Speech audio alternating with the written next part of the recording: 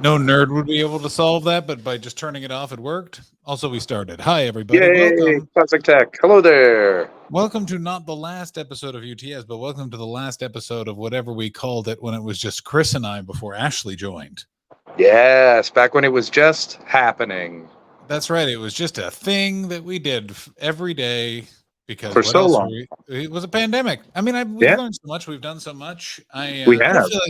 feel like this is ending. I feel like it really it ended on its own esteem, and that we've all just become too busy trying Yeah. to re-emerge into society because the vaccine did nothing but force us back to work, and Karl Marx is spinning in his grave, mostly You because I want to know? turned him into a drill. Go ahead. You want to know how busy I am right now? There's a woman in my bed. Nice. And she's Yeah, doing your taxes. she's out. She's just lying in there, and I was like, "You just hang out. I got to go record a podcast. It'd be dope when I get out if you're still here." And she was like, "Cool." Let me ask you this question about this girl. First of all, what dating app did you meet her on? Bumble. Oh, also, what's Bumblegate? I read about this on the Instagram, but I don't know what it is. I don't know. I haven't heard anything about it.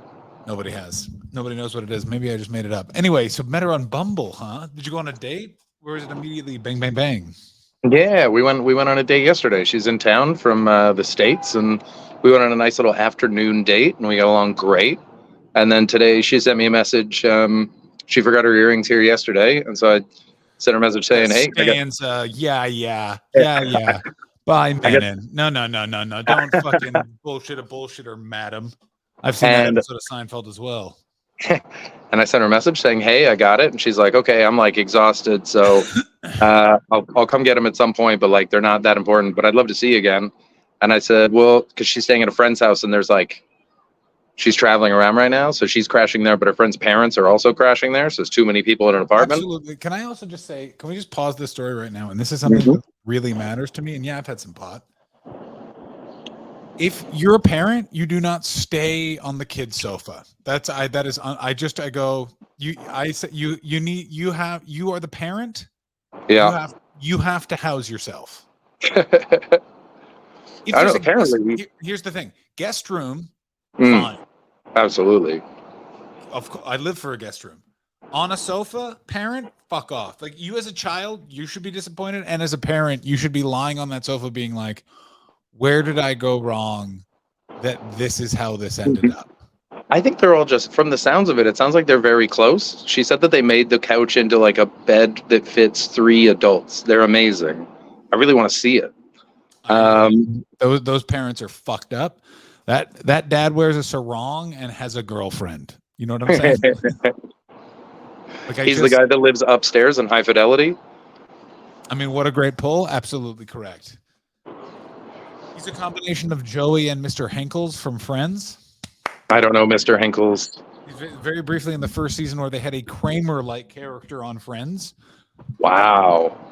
Because never forget, Friends was literally just the executives at NBC being like, we'll make a fucking Seinfeld. We'll fucking do it. And they did it. That's crazy. And then they did it. This is the other thing. Like, this is the problem with network executives is they do not get the credit for their victories. Like, no one talks about how, like, oh my God, like, they never fucking gave such and such a chance. And I always am like, an A&R guy saw Radiohead and was like, this is going to be the biggest band in the world. And I guarantee 3 of his bosses yelled at him. Like, I guarantee for sure. Yeah. He got brought into a room and like someone was doing this. You know what I mean?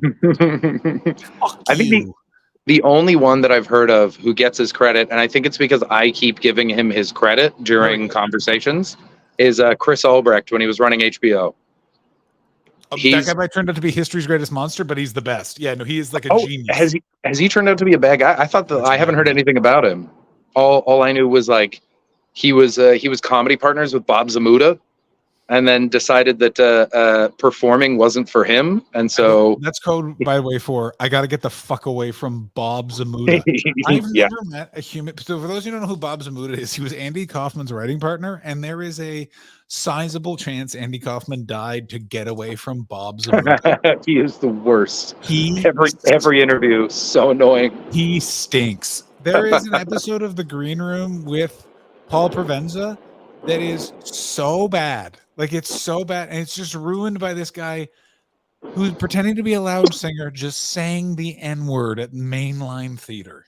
Oh, that's the when he's Tony, whatever the last name is, the character that He's still they would Tony take turns Clifton. playing. Have you ever seen Tony Clifton, that's it. Yeah. That's Bob Zamuda. Yeah. And Hey, yeah, absolutely wonderful stuff. Just the worst. But yes, but then Albrecht took over the Improv, and he managed one of those, like I think the West Coast one for a long time, and then he moved over to HBO, and then he's responsible for like the golden age of HBO. Yes, no, I can tell you the shows he greenlit. Here they are. I don't think he did Oz, but he did do Sex and the City, The Sopranos, Rome, Lucky Louie, Deadwood. Nurse Jackie. Nurse Jackie. No, Nurse Jackie was Showtime. It was all those was it? HBOs Okay. from that time. Yeah, Was him, and it's literally like, oh my god, what team of geniuses did this? It was me. But yeah, no, like he beat the shit out of people, like apparently like grabbed underlings by the throat and shit like that. Like, no, what are you doing? What are you fucking doing? Like, this isn't the army, bro. Like left HBO under a cloud and went to Stars, if you recall. Oh, yeah, I get Stars for free with Disney Plus. Yeah, that's right.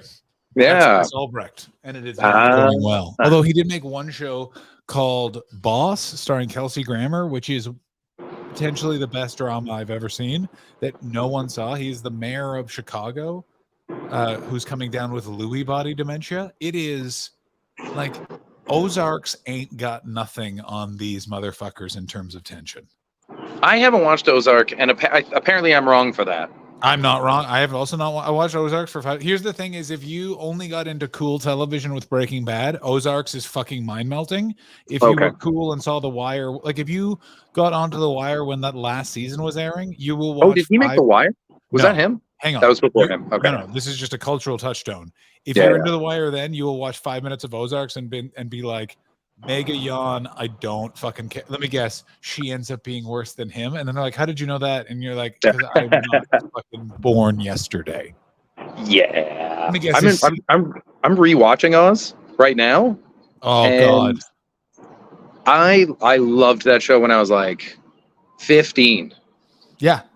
And maybe younger. And in hindsight, a guy just got crucified in a gym. So the thing with that show, this is a weird thing with Canadian television, is that show inexplicably was on 10 p.m. Friday on Channel 39 on Showcase. It was on Showcase. Yeah. It was on after the Trailer Park Boys. Oz came on. It was literally like Bubbles and fucking Randy and Julian getting up to their hijinks, and then intense scenes of rape, like which is like very fun because it's like Trailer Park Boys is Canadian and Oz is American, so really it's just a comparison of the criminal justice system. Oh my god. Like it is the most violent thing. I remember I once spent a full day just watching Oz in my apartment, and then a lady came over to have sex, and I said I can't do it. No, you can't. It's too intense. I said you have to leave, and she went, what? And I went, I can't do this. Wow. So now, did you tell her why? Was she like fucking Oz? I did tell her why, and she thought I was fucking nuts. Yeah, but that's someone who hasn't watched Oz, because I know exactly what you're talking about. It's the least sexy show I've ever seen. Oh my god, yeah, like it's just brutal. I think I may have also had some pot, which if anything at that point would have just enhanced it, because this is before I became Peter Pot as I am now. This is when I had a little bit, and then would be the world's most paranoid boy. Chris, how was the Toronto summer? I assume. How's the air quality? It was real bad yesterday. Today it's okay. Am I the only one, by the way, when it comes to climate change, where I would like a fucking told you so? Like when people are like, "There's no effects of climate change." In other news, there's all this smog in my house, and I'm like, from wildfires that are uncontrollable, because that's what our life is going to be now. Because everyone fucking, I told you so. I fucking told you so. Yeah, but I feel like climate change is one of those things where the people that would say "I told you so" already knew, and the people that should say it still don't believe in it. So you're never going to get it. But are you not entertained by the leaps people are having to make to not tie this to climate change? Like they're just unbelievable. Like, I have no idea how this happened. Why didn't you ask these scientists? Nah, but there was a tweet the other day that was saying I've smelled wildfires before, and they don't smell like this. And which, by the way, I want to counter. I took one step outside my apartment yesterday. I hadn't checked like the news or the weather or anything. I took one step, took one smell, and went, "Oh, fire!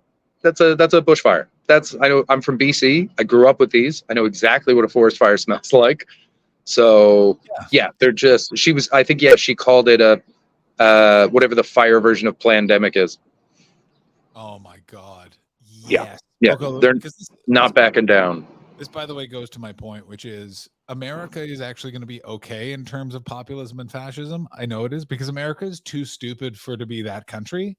Because it's like America's too stupid. It's going to be Canada. I swear to fucking God. Canada is going to take such a violent, sharp turn to the right.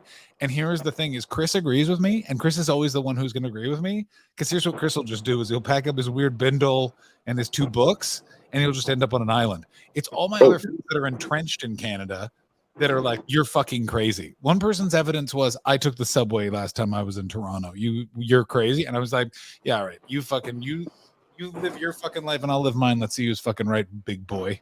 Yeah, I agree with you on Canada. I don't agree with you on the States, but we've talked about this before. I'm much more cynical about how America's going. And there's too many parallels to too many past movements that are freaking me out a little bit. So I'm not confident about America. I don't think that they'll ever get to the point where it's like 80% of Americans think this, but I think they can get into power and just change enough laws that it's like very dangerous not to think this.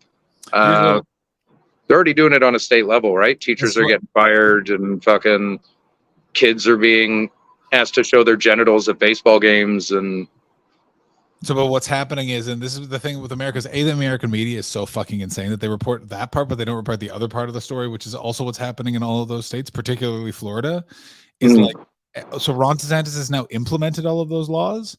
And the same people that were like the same thing with Obamacare, because here's the things with Americans that no one comprehends, is they're stupid in the way they're stupid because there's just no education system. So it's not like they're dumb, like their IQ is low. It's like they were just never taught anything. Imagine an empty bowl. Like that's what it is. Like it's just like the first person who gets there gets to decide what this bowl is. Oh no, Joe Rogan's the most popular media figure. Fuck. This is the other thing that's really crazy. But Joe Rogan's numbers are slipping violently because there's this weird thing that's happening. And I love the world is that Gen Zs are becoming 20-year-olds, and I guarantee that they're just like, no, I'm not listening to this old, gross dude. And they're the most registered to vote generation ever in the history of America because their entire lives they've been being raised from school shooters or in a pandemic. So it's also like, listen, I don't disagree with you that in the next 5 years in America, bring a helmet. It's going to get really fucking nuts. But also I think America's baby boomers are going to die off quick. Like we are one rough cough and a couple of fucking old folk homes. Like let me be perfectly clear. One good hurricane, we could sort Florida out, no problem. Like there's a few, no, just for Florida. I'm not saying that'll help the country. Oh no, I'm saying what a day though. What a day. Listen, people. This is how they're all floating over to Cuba on rafts. Oh, I guarantee there would be just a man with that beautifully subtle Cuban accent that almost sounds English as they're washing up on shore. I'm wounded. Allow us to help you in our. And when they go, how much will this cost? Oh, it's free. It's socialism. No! That's one of my favorite like quick little bits in 30 Rock is when they accidentally give birth to their kid in Canada. Can never be and they're so mad that they can't pay. They're like, come along, Avery. We're gonna find someone who will take our money in this dump. I always thought that's when 30 Rock jumped the shark. But the Avery Jessup story where she's in North Korea. Yeah, it's just like you just clearly had this person for a guest star and now it's just too long. Like, you know what I'm saying? Yeah. She's been interviewed a couple times. I always want to call her Rachel McAdams because they were famous at the same time and kind of look alike, but that's not her name. I just know her as girl from Red Hot Summer who covers herself in barbecue sauce. Wet Hot Summer. What did I say? Red Hot Summer? Red Hot, yeah. They and she was like, yeah, I was supposed to be in there for like 2 episodes. And then they just liked writing my character. And then I think she had to make a movie or something. So she's like, yeah, I'm in, but I got to go. They're like, we'll figure it out. And then she was just kidnapped and sent to North Korea.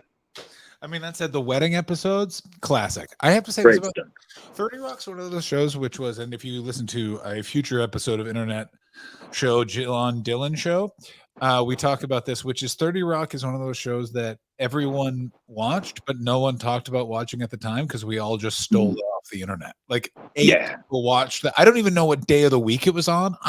You couldn't stop me from watching that show for a decade. It was is phenomenal. It's incredible. It's so good. There's actually a lot of people don't like the last season of Community, and I know you don't like Community at all, but in the very last scene, there's this very meta thing where they make a board game of Community and the family's playing it. Wayne Fetterman's in it. And then they hand part of one of the game toys as the script of the commercial that they're in, and the guy has like a full breakdown because he realizes that he doesn't exist. But then there's a voiceover by Dan Harmon, and part of it is show may be canceled, show may be brought back by internet company where it turns out millions of people were watching all along and the network was incorrect and it's never been more popular. It's like, yeah. So John, as we come to a close, as we approach the end of the Untitled Twitch stream, is there anything that you wish we'd done? No, I think we did it all. I kind of wish that we had done maybe another script reading of Informant Slut that was supposed to have a scene. Yeah, that's right. But as we all know, Paul Byrne selfishly died, and so rude. We got distracted and then moved to being weekly, and then we moved to, because good God, did we do this every day for so long? I think it was like 6. Did we do 7 days? 7 days? I thought it was like 6, and we took the Sabbath off or something. No, we did 5 days a week. It was 5 days. 5 days. Okay, yeah. But we still 5 days a week and we would do like 3-hour. Some of them were when it was deep in like the 2021 pandemic, which was that weird time where it was like, well, is it open? It is. We would do like we definitely do 2 hours and then a bunch of mega streams. Like we did a fuckload of content. Yeah, man. We were on there. We were doing it, man. I mean, we are seasoned broadcasters by now. We have a decade of Twitch and podcast streaming just in the last 3 years. I mean, it's one of those things where I'm very happy I did. I think it was good for my sanity for no other reason than the amount of breakdowns that it just allowed me to have to pause for a few hours. Yeah. What my neighbors in that apartment building must have thought I was doing. Although, thank God for concrete walls. Holy Lord. Yeah. I mean, for me, it was like, I had a similar relationship with it where it was like, oh, good. I get to just like talk and be silly for a period of the day where I'm not just sad all around it. But when I think of people listening to it. We're living in, listen, I love that house very much, but I can only imagine what that house was like with people that moved out in the middle of the pandemic, like before, like say Paul moved in. Let's say the people that were living there before, just that energy all the time. And I felt so bad when Paul moved in because the damage had been done. So I was like, it's not fun. I was just like, I'm broken. There's not much I can do. As a divorced man, looking back, you were also entering the end stages of, like, you know what I'm saying? Like, yeah. I look back on 2020 and I was like, oh, it was so sad and it was so intense all the time. And I was like, yeah, because you were at the end of your relationship. Like that's the divorce. Like I always think my divorce was in the reverse, and that like I kind of went through all of the really hard stuff, but we just stayed together still. Like, so it's just kind of like, you get to the end and you're kind of like, I know how I feel. Goodbye. Yeah. We've gone I've gone full circle kind of now because I was married when we started it, and then divorced about a year and a bit in, and then there was that whole thing, and now I'm like dating again and enjoying meeting cool women and having a nice time. So not full circle at all. The person who's gone the closest to full circle is me, which is technically when I started streaming. I have a wife, and we're ending this broadcast idiom, and I live with my girlfriend. So it's like, which I only did for 3 months with my wife. Let's never forget. Oh yeah, you've lived longer with this girlfriend than you did with your wife. Oh my God, so quickly. The first time That's wild. You can thank the Trump presidency, ladies and gentlemen. We would have been in the if Hillary Clinton had been elected president, I would have had my green card December of 2016 as planned. Mm-hmm. And it's a completely different life. Like that's the the crazy things, the small effects of large matters. Oh boy. Indeed. Guys, if you're gonna buy a vape pen off the internet, go heavy hitter, because that, as it turns out, is not just a name. That's so crazy, by the way. Oh my God. I also forget. I remember I'm divorced. I forget that I like had a wedding until until people like I'm aware I had a wedding, but it's just never you don't think about it. Do you know what I mean? Yeah, of course, yeah.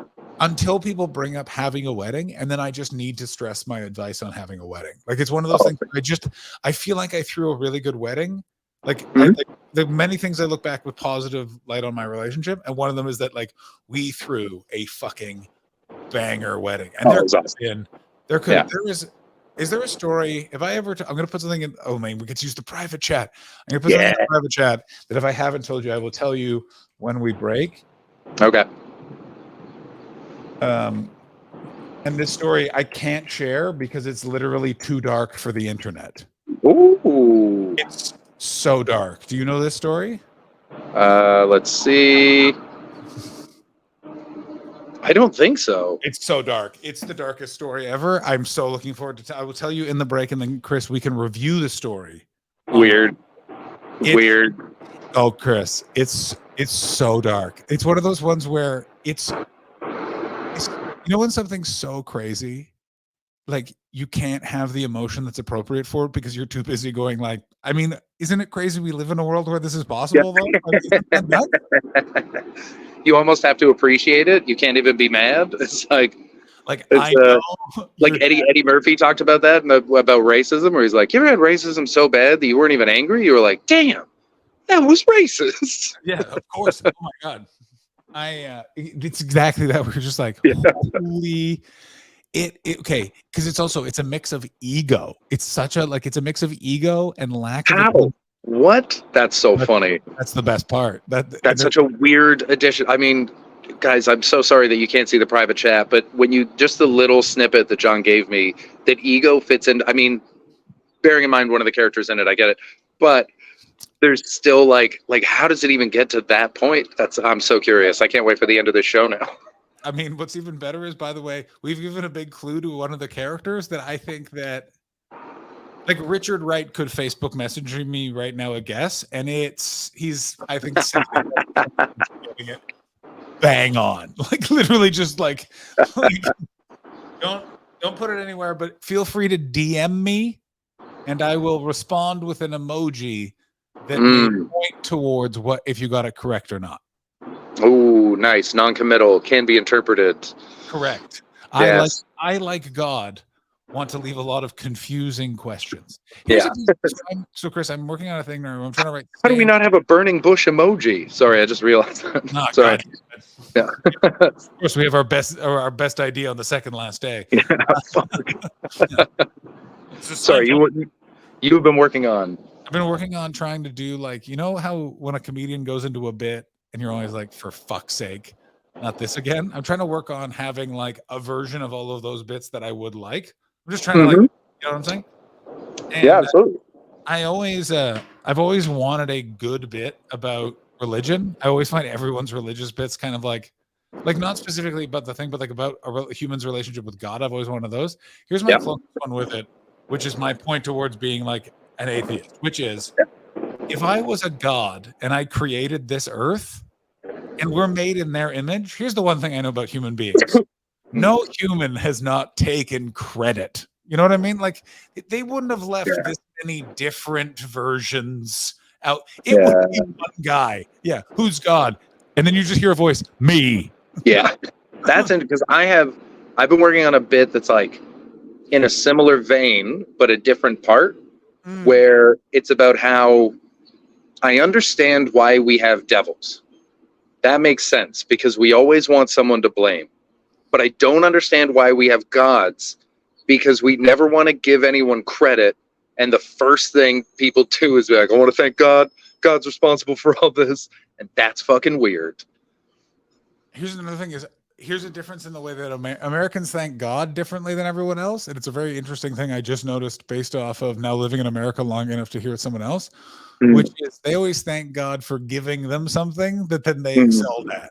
I want to thank God for giving me the math skills that I have then used to embezzle millions of dollars from this charity. Like, it's always just like, it's just one of those ones. It's a very fun exercise. I've been doing it. This won't be spread around too far. I've been watching a lot of Dry Bar, and some of the comedians that have a Dry Bar special, like me or Chris Martin, are great. Yeah. And then some of them are like, holy fuck. Yeah. And someone described how they get through like going to open mics to work on new material is they sit at the back and try and figure out how to fix the edgelord's material. I do that all the time. I love that. and then they were like, and they like just turned the corner, and then they went, so how I got this last show was I just started writing those things down. And I was like, oh my God, that's brilliant. And then I keep almost saying the person's gender, which might be a giveaway, and I don't want to give away anyone's process. I'll give away mine, which is, so I've started trying to find the hackiest comedians.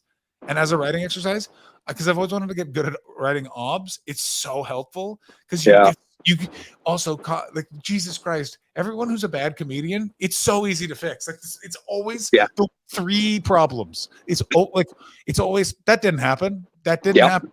Like, I'm all for exaggeration. I am all for flat out lie, but you have to make it believable. You know what I'm saying? Yeah. Here's what you've never done in any situation, which is whatever comes after the phrase, and I'm guilty of this, and then I said, you didn't. You thought. You know what I'd respect if they did, if they were like, and then I said this. I mean, like, I didn't actually say that. I thought of it in an imaginary argument in my head a week later, but still, it's pretty good. Then I'd be like, yeah, that's all right. But yeah, so there's that. I find that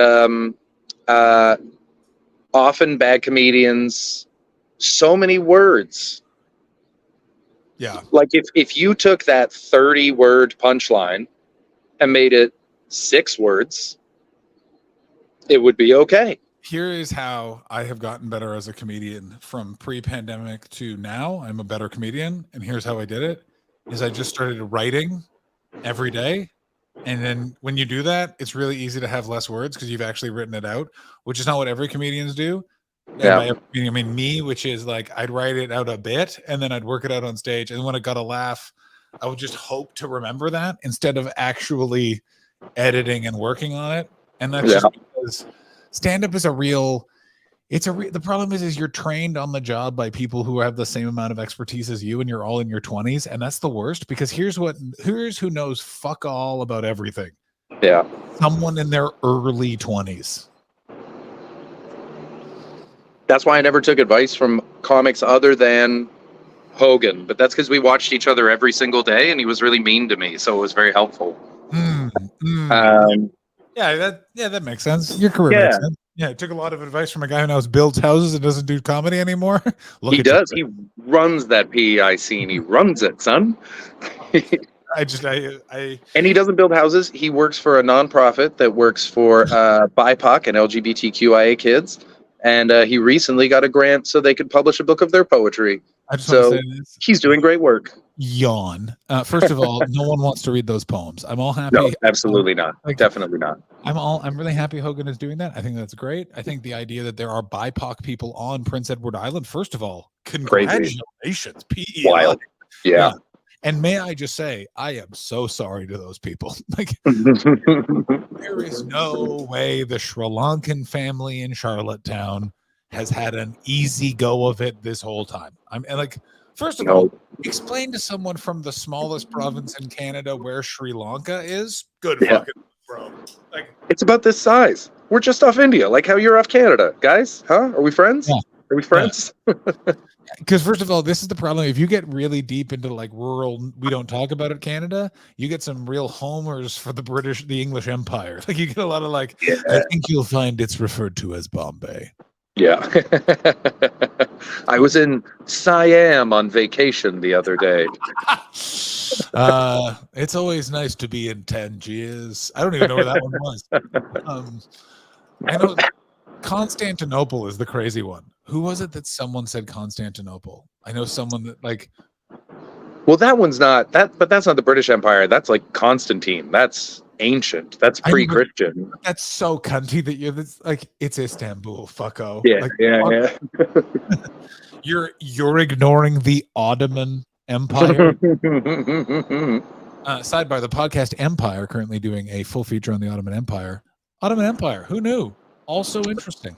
I have tried to listen to that, and there's something about the hosts that annoys me, and I haven't been able to. I've been having a lot of that lately. There's this guy who like makes great videos about music, really, really good. I found a bunch of cool like jazz artists from him. He's like he picks things out that are really interesting, and he's like, "Hey, I started a podcast," and I listened to it, and no matter how awake I am falling asleep. It's the most boring fucking thing I've ever heard in my life. And the people are fascinating, I can tell. But I've been having that a lot with podcasts though lately. I'm getting picky. It's also I've been listening to podcasts for too long. This is the thing, is that people are only now getting to the level of podcast interest. Like, here's the thing, I just realized I was just such an early adopter to all this shit that I'm like, I'm done. I don't care anymore. Like, I as revealed, I dipped in occasionally to the stupid Joe Rogan Experience. That RFK episode, we're done. Go fuck yourself. We're fucking really done. Like, wow. Like, are you a fuck? The guy literally says at one point, well, the vaccine broke the brain blood barrier because of Wi-Fi. And then he goes, what? And he goes, I don't want to get too technical into it. And then he's like, cool. And now is like using that as a clip of like, we got to listen to this guy. And I'm like, I swear to fucking God, we don't. Like, it's just that thing. It's like, hey, Joe, I understand you feel sensitive because you spent $100,000 to $200,000 on your COVID treatment, and instead of just getting a vaccine, and you feel that that's the same. That's totally fine. You have $100 million. People's criticism in the moment was not eloquently said to you, so I will say it. Your listeners don't have $250,000 to solve a fucking pandemic individually. So they have a different circumstance than you, and you are not presenting your case in a nuanced manner. Also, fuck off. Like, really? RFK? Also, I'm at the point now where there's so many shitty people that like I'm just like, and the shittiness is so like, it used to be kind of like tangential to their life and whatever, but now it's becoming like a camp. It has been for a few years now, but I heard that he's married to Cheryl Hines. He is married to Cheryl Hines. And that really bummed me out because I like Cheryl Hines. She's very funny. He's also a hypocrite because she's vaccinated. Oh, they all are. Yeah, they all are. Curb Your Enthusiasm, they had to have vax passes, and also they hosted a party that checks people's vax cards. Like, he's a fucking charlatan. Like, he's fucking. That's the thing where it's like, oh my God. Oh, I hate it. Yeah. But I completely agree with you where you're just kind of like, it's real, like, it's also murky and bizarre. Like, it's just like, yeah. Because also there's like crazy thing. I've never had like guilty by association stuff with that before. I've always been able to be like, all right, that sucks. And there's some things where you're like, fuck that guy. But it wasn't as like ongoing for the past fucking 3-4 years. And now I'm just like, nah, I mean, these people are too crazy. And if you're just like living with them all the time, that's why like one of the few people that escaped it was like Kellyanne Conway's husband, because he was like, this shit's bananas and I don't agree with this at all. And we were all like, oh, that marriage is going to end real soon. And then it did. It's also the thing, like, it's just, we're also in this crazy, insane time where no one is acknowledging how much the internet has shaped and changed culture and how different the world is from now it was till 20 years ago.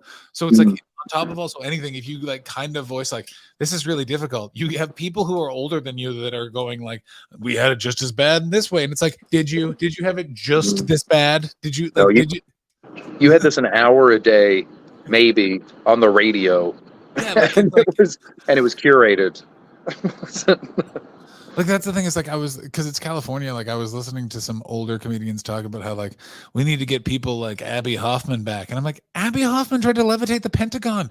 You've just seen an Aaron Sorkin movie. Like, that's the problem, is it's also like It's also the problem is I'm a nerd, so I just know like a bunch of the real stuff, and it's like, no, Yeah. that's not what it was like. Yeah. Like it's in the same thing of like I can't stand RFK because he's like, well, they killed my uncle because he was going to end the Vietnam War, and it's like, and I just want to be like, I'm going to say it once if I've said it 1,000 times. Every speech John F. Kennedy gave ended with, and then we'll kill those commie cunts. Yeah. And he started that war. I don't care what anyone like. I don't understand how I'm the fucking asshole here. Yeah. The amount of times when people are like, and then that bastard LBJ started the fucking Vietnam War. It's like, what do you think a fucking advisor is? There was 20,000 military advisors in Vietnam under Kennedy. Like, what do you fucking think that is? That's a soldier, you shithead. Called groundwork. Yeah. Like, what do you think they're advising on? Well, they're advising that we should get more guns and shoot some fucking Vietnamese people.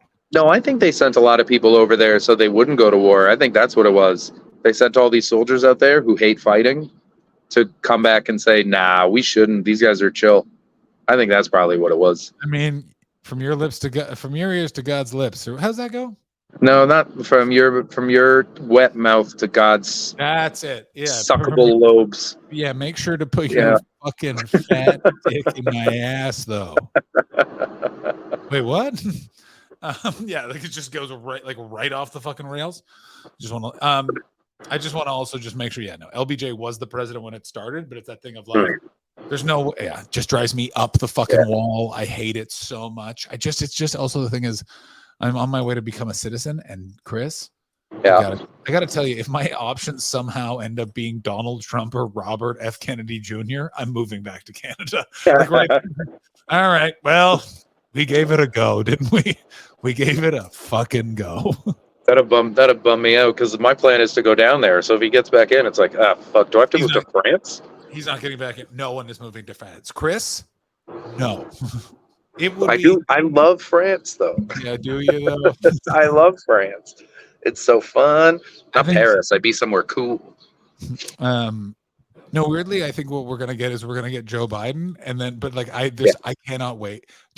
Trump, Biden too. Trump will be going through a series of trials during the election. Ladies and gentlemen, are you not fucking entertained? I have been alive for almost 39 years, 38 on July 10th. Do you understand that in my life up until the 2020 election, here's what they always said: it's boring. It's boring. Do you understand? Everyone go suck Mark Zuckerberg's dick. Here's the thing that they haven't said: politics are fucking lively. It's two old white men, and I'm so excited. Riveted. What are they going to say to each other? Joe Biden's going to say some fucking tortured metaphor about a bird. You're a real ostrich if it didn't know how to use its eggs. And Donald Trump is going to say the N-word on national television. What do you fucking want? Let's go to England where they're talking about parties. No, I will be going to America where I guarantee someone's getting their dick out on a debate stage in the next year. Chris Christie is just going to be like, I might be fat, but I got the inches. Like that's what we're at. He lifts his belly up to show. He lifts the whole thing.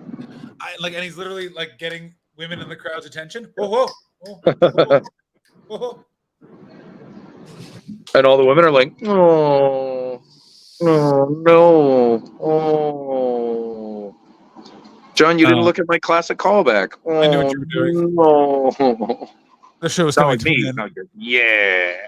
Not what I hear. This is what I hear. It's like. This is what I hear. It's like. This is Chris's penis. That's right. It's mechanical and it's and dry. Prehensile. Chris, how is the Hangover comedy show going? Also, we'll be going in October. It's so fun. We're getting like nice crowds, and the comics are so funny, and they appreciate being on the show, which is nice. And I'm getting messages from people being like, "Can I please do your show?" Which is like, just nice. The word's out that it's like, yeah, Sean's not running it, but it's great. Yeah. So. And now with Nothing Fancy, one of Toronto's many weird comedy clubs closing. Yeah, I'll only get more emails. What's the rudest email you got? Is it from me? The rudest one I got was 45 minutes before the first show. and a comic said, "Oh, I'm not gonna make it." And I said, "Well, that kind of sucks, man. Like, what happened?" And he said, "Well, I thought the show started at 7." And I was like, "Well, I emailed you and told you it was started at 8." And he's like, "Yeah, but the poster says 7. So I showed up at 7. Now I got to run to another show." I was like, "So you thought that I changed the time by an hour and just didn't tell you?" And then he got shitty with me. He's like, "I apologize. I don't know what you want from me." Didn't try to find a replacement. Didn't do anything. I was like, "Man, this guy sucks." Based on that impression, was it this guy? I'm just basing that off the impression. No, that guy stepped in. That guy jumped in at the last second to fill the boots. He's been great.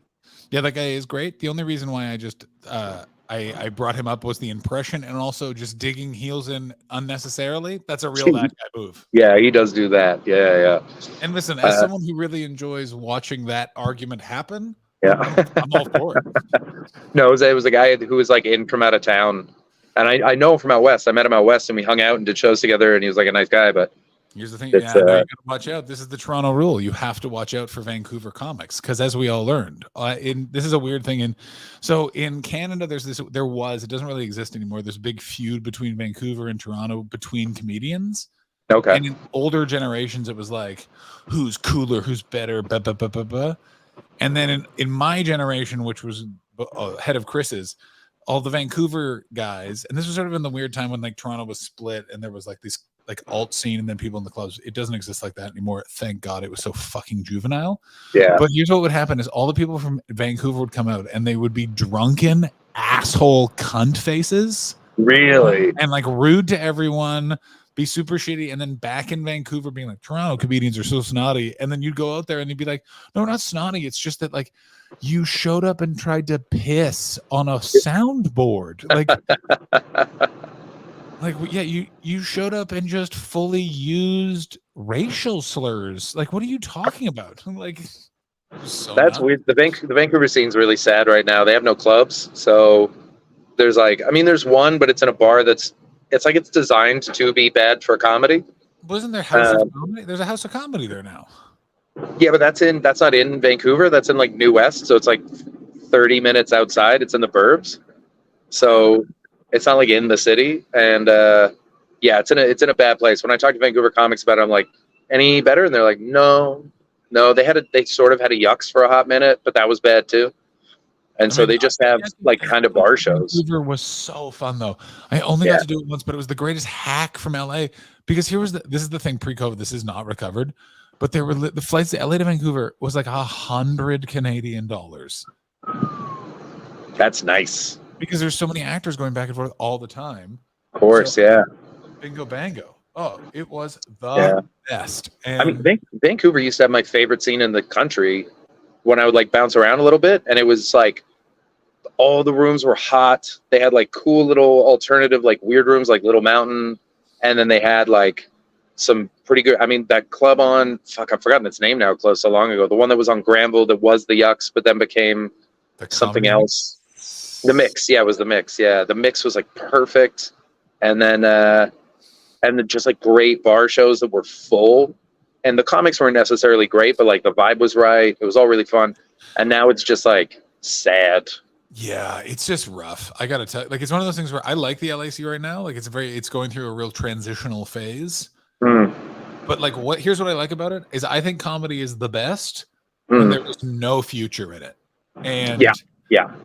There is this sounds really crazy, and I can only say this with like passion in my heart because of post-COVID. I know you can't take this away from me. Like it's like they made this illegal, and I still found a way to earn a living from it. You can go fuck yourselves. Yeah. Après moi, c'est la deluge. Anyway, I want to do a quick because I think I said this on the podcast a month after I moved out here last time that the comics here were like good but not great. Everyone stepped their game up. People are very funny in Toronto now. There's something that we're like, everybody was like, right, tighten it up. We're going to be pros again. Because I'm seeing some bits that were like half cocked at best when I saw them last and are just tight and interesting now. It's also really nice to see. It's very nice It's to also see. COVID. I was always shocked by that. I Yeah. always thought that Toronto, because the thing also that if you have a lot of comedians trying, also Toronto has a lot of rooms. That's the other thing is Toronto also had like 2 extra comedy clubs for the last year, so no wonder everyone tightened up. People Yeah. just do a lot of sets. That's the thing with stand up is it's very difficult and also incredibly easy. How do you get better at it? Do it Do it. Just keep doing it. Yeah. reasonable amount of times. I've done stand up comedy far too much. Like so much more than is necessary for a And life. yet you're still so bad. How do you explain that, John? How do you? I always hold them. I mean, ironically, the ironic thing is for how much stand-up I have done, I refuse to use the microphone properly. And at this point now, it's just a battle of wills that I've decided I will win. Well, John, I have hosted a podcast with you for 3 years now, and I can say that you have taken that energy online. I mean, now we have this thing. Very easy. See, I can just act now. Now that I can't move it, I can move it to my face. We've done it. Yeah, now it's better. When you would put it into your mouth and just full breathe on it, that was a remarkable time. Really, part of my style. I like it. I stand by it, and I don't care. Here's the thing, guys. And that, ladies and gentlemen, is John's motto. We have 45 minutes. We're going to cut it. Oh, yeah. Okay. Yeah. So I can just tell Chris this really dark story. Yes. And then we will come back. And it is because I'm the way we'll end this. I can't give you any of the details because it is too dark and personal. But Chris, strap in for a real time, my friend. I can't wait. Love this. Bye, everybody. We love you. Oh, we didn't even start the show. We didn't. We didn't do any of the things. I can do it now. I can do it from my phone. Let me do it. I want to do it. All right, start. We're going to start the show now. Oh no, the Canadians are coming. Chris, John, and Irish Ashley combine to make the ultimate team, better than any wet dream. Welcome to the Untitled Twitch stream. John's the CEO and Boomer. Ashley's the real leader. Chris brings the vibes and juices as our enjoyment increases. Welcome to the Untitled Twitch stream. See you on Wednesday. Here's an old lady talking about sex. That's all. Penis into her vagina. That's all.